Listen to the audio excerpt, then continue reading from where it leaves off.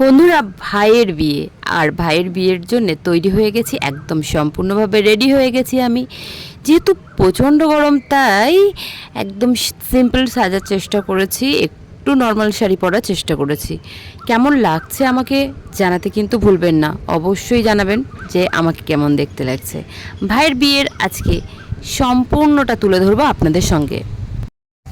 বন্ধুরা, সামনেই দেখতে পাচ্ছেন বিয়ে বাড়ি, আর যেখানে বিয়ে হচ্ছে আমাদের একদম বাপের বাড়ির সামনেই, তো সেখানে দাঁড় করানো আছে বাড়ির সামনে একটি বরের গাড়ি, অর্থাৎ আমার ভাই যে গাড়িতে যাবে। আর চলে এসেছি বিয়ে বাড়িতে, সেখানে ফটোশ্যুট করা হচ্ছে বিভিন্ন ব্যক্তির। তো এখানে সামনেই যিনি দাঁড়িয়ে আছেন, অর্থাৎ ফটোশ্যুট করছেন, উনি যে পাত্রের বাবা এবং ভাইপো। তো আস্তে আস্তে আমরা চলুন ভিতরের পরিবেশটা আপনাদেরকে ঘুরিয়ে দেখিয়ে নিয়ে আসি। আর আজকে ভিডিওতে সম্পূর্ণ বাঙালি বিয়ে, অর্থাৎ হিন্দু শাস্ত্র মতে বাঙালি বিয়ে কিভাবে হচ্ছে একদম সম্পূর্ণটা তুলে ধরবো আপনাদের সামনে। আমি, আমার হাজব্যান্ড এবং আমার ছোট যে ছেলে, তিনজন দাঁড়িয়ে পড়লাম একটু ফটোশ্যুটের জন্যে। আর এখানে প্রত্যেকে ফটোশ্যুট করা হচ্ছে, প্রচুর আনন্দ হচ্ছে। তার মাঝখানে ছোট্ট ছোট্ট অংশ আপনাদের সামনে তুলে ধরলাম। তারপরে সম্পূর্ণ বিবাহের, অর্থাৎ হিন্দু শাস্ত্র মতে যে বিবাহ আমাদের রীতিনীতি, সেই যে সম্পূর্ণ পদ্ধতিটি আপনাদের সামনে তুলে ধরবো। অবশ্যই কিন্তু এই ছোট্ট একটা ভিডিও মিস করবেন না। যারা হিন্দু শাস্ত্র মতে কীভাবে বিয়ে হয় সেটা যদি জানতে চান, তাহলে আমার এই ছোট্ট একটি ভিডিও অবশ্যই দেখবেন যে হিন্দু শাস্ত্র মতে কত নিয়ম মেনে আমরা বিবাহ করি বা আমাদের বিবাহ সম্পন্ন হয়। তো এখানে বিভিন্ন স্টল আছে। যেহেতু আমি ভিডিওটি অনেক রাত্রের দিকে করছি, কারণ এর আগে যদি আমি ভিডিওটি শ্যুট করতাম তো সেই সময় প্রচুর পরিমাণে এখানে লোকজনের সমাগম ছিল, তো সেই ক্ষেত্রে এত ভালো ভিডিও শ্যুট করা হতো না। আর যেহেতু বিয়ের লগ্ন, অর্থাৎ সময়টা 12:30টার পরে শুরু হয়েছে, এখনও দেখলাম ভাই বসে আছে। তো এই সময় কি হয় বলুন তো, মানে আমাদের যে সময়ে বিয়ের একটা নির্দিষ্ট সময় থাকে, তো সেই লগ্ন যে সময় চলে সেই সময়ে আমাদের বিয়ের অনুষ্ঠানটা সম্পূর্ণ করতে হয় বা শুরু করতে হয়।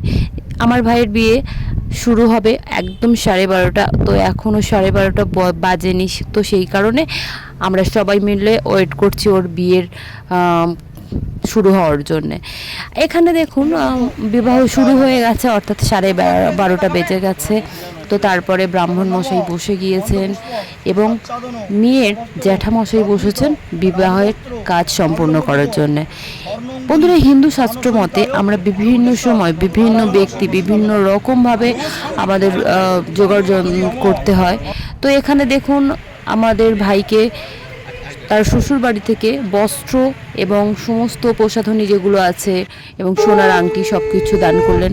সেই যে নতুন শ্বশুর বাড়ি থেকে যে বস্ত্র বা যা কিছু দিয়েছেন ওনারা, তো সেগুলো আমার ভাই পরে আবার দাঁড়িয়ে গেছে এখানে ওর শাশুড়ি মা এবং আরও আশেপাশে আরও বেশ কিছু মহিলা, অর্থাৎ 3 জন 5 জন 7 জন অথবা 9 জন এরকম একটা সংখ্যা, বিজোড় সংখ্যার মহিলারা দাঁড়িয়ে যায়, আর তারাই এই বিয়ের কাজটি সম্পূর্ণ করেন। এখানে দেখুন বিয়ের বিভিন্ন ছোট্ট ছোট্ট প্রোগ্রাম চলছে।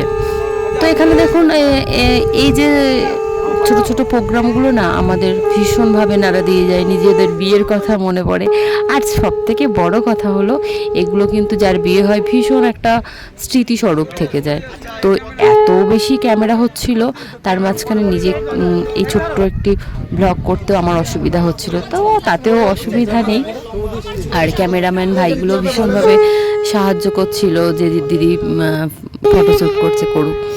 এবার দেখো এখানে বন্ধুরা কি হয়েছে, এখানে প্রথম যে কোণে, অর্থাৎ আমাদের যে ভাইয়ের বউ, তো ও পান পাতাটা মুখের সামনে থেকে সরিয়ে শুভ দৃষ্টি পর্ব হলো। তো তারপরেই চলছে মালা বদল পর্ব, একে অপরের গলায় মালা পরিয়ে সুসম্পন্ন বিয়ের যে বিভিন্ন রীতিনীতি বা বিভিন্ন পর্যায়ে যে আমাদের একদম অনেক বহু বছর ধরে চলে আসা প্রথাকে সম্পন্ন করছে এই যে বিবাহ। বন্ধুরা, বিবাহ কিন্তু দুটো মানুষের নয়, দুটো হৃদয়ের বন্ধন সৃষ্টি করে। আর একে অপরের সঙ্গে থাকার জন্য যে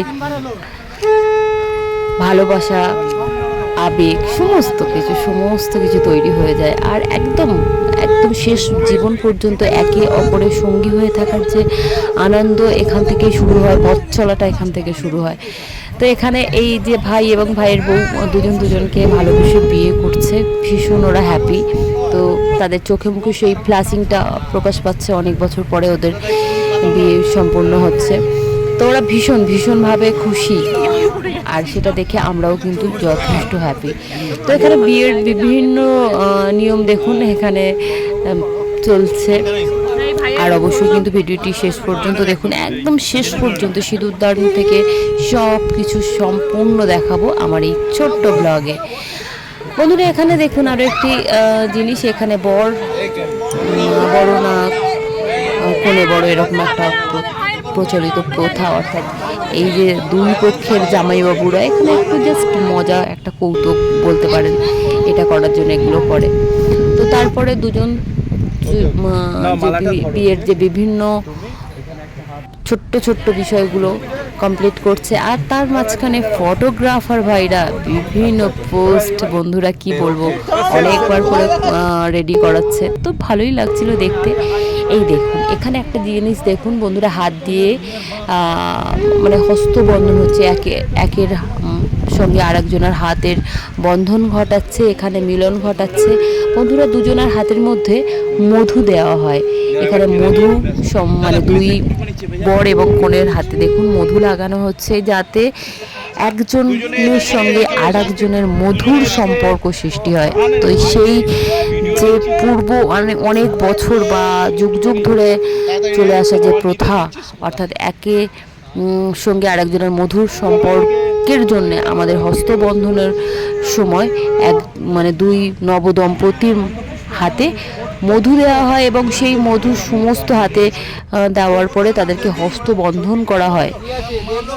তো দেখুন এখানে হস্তবন্ধন পর্ব চলছে এখনো পর্যন্ত, আর ওদের হস্তবন্ধনটা হওয়ার শেষ প্রান্তে ওদেরকে হাতটাকে দেখিয়ে বলা হচ্ছে যে তোমাদের হাতে কি আছে বলো তো। তো এটা বলতে হয় যে মধু আছে, অর্থাৎ মধুর সম্পর্ক তৈরি হয়। এবার আমাদের এখানে যে পুরোহিত অর্থাৎ ব্রাহ্মণ দুই নবদম্পতির মধ্যে গাঁটছড়া বাঁধছেন, আর এই গাঁটছড়া বাঁধার পরেই চলছে সিঁদুর দান পর্ব। বন্ধুরা সিঁদুর দান পর্বে কিন্তু একটা ভীষণ ভালো একটা প্রথা আছে, যে যদি কোনো স্ত্রীর মাথায় স্বামীর দেওয়া প্রথম যে সিঁদুরটা কপাল থেকে গড়িয়ে যদি নাকের উপরে পড়ে, তাহলে কিন্তু তাদের মধ্যে ভীষণভাবে প্রেম বাড়ে। আর এটা কিন্তু দেখা যায় কম বেশি। তো ভাইয়ের বউয়ের নাকের উপরে যথেষ্ট সিঁদুর পড়লো, এটা দেখে সবাই একটু হাসাহাসি, যেটা খুশি। ভাইয়ের ভাই করছিল, খুশি হয়ে গেছে। আর এটি হলো একদম বিবাহের শেষ, অর্থাৎ সম্পূর্ণ হওয়ার আগের মুহূর্ত। বিবাহ সম্পূর্ণ হয়ে গেছে, এটি একদম শেষ দৃশ্যে পৌঁছে গেছি বন্ধুরা দেখুন। তো এইভাবে আমাদের বাঙালিদের বিভিন্ন রীতি রেওয়াজ করেই আমাদের বাঙালিদের বিবাহ সম্পন্ন হয়। এই বিবাহ সম্পন্ন যারা দেখলেন তাদেরকে অসংখ্য ধন্যবাদ।